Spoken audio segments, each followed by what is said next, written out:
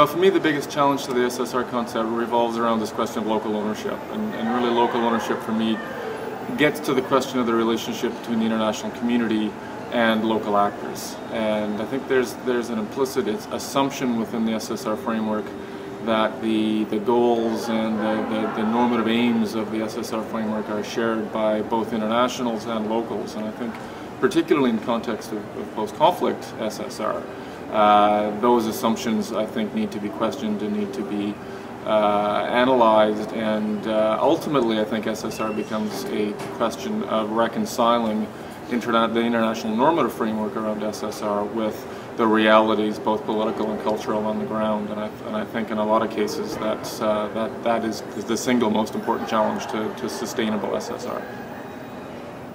The biggest challenge to the SSR concept, I think, at the moment is political will. And in terms of, just to expand on that, what does that mean? Political will to realize the holistic vision of SSR as it currently exists, and to allocate resources and people to be able to implement it in the way that it's been described in documents like the OECD DAC handbook.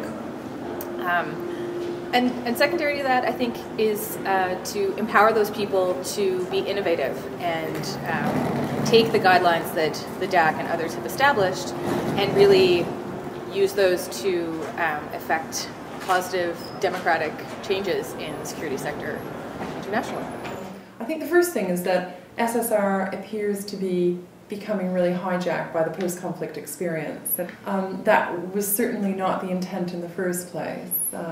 It was a policy discourse, it was a policy instrument that was supposed to cater to a range of transitional societies, and due to many reasons, you know, the experiences on our doorstep at the moment, the here and now, the squeeze on public sector budgets, we're really being faced with grappling with the concept from a post-conflict perspective, and we're forgetting about all those other rich experiences, like the importance of the Demerara sugar trade in Guyana, the importance of economic diversification strategies in Botswana, the regional strength that countries like Botswana and Uganda bring to their areas. So just because these countries aren't embroiled in the midst of conflict, it doesn't suggest that we shouldn't be doing SSR anymore.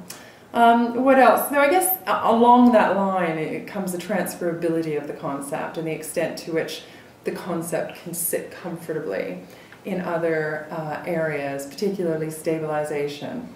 SSR is something that was very much, I think for better rather than worse, grounded on the principles of the OECD DAC and what have become known as the Paris Principles. And those principles are not easily transferable into stabilization environments, although one could argue that we do a lot of SSR-type activities in those environments.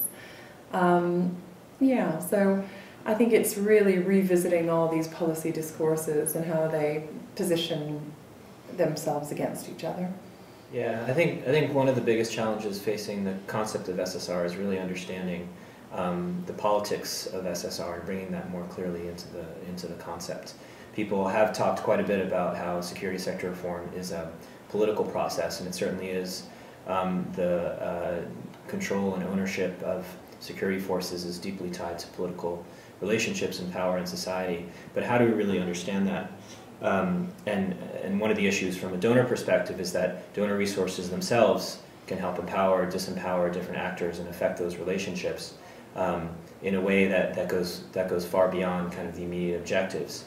In any society, you're going to have people who support objectives of having more professional, more transparent and accountable forces that are responsive to citizens and share the kind of goals of security sector reform, and those who oppose those kinds of things for different reasons. So the key is really to be able to understand and identify those actors and what their different interests are.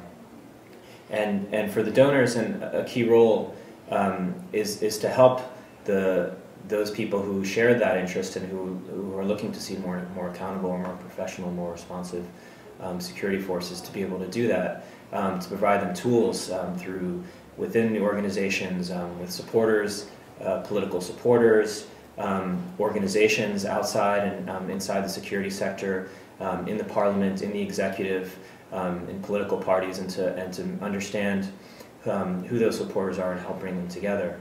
And then within the organizations, be able to work with those champions.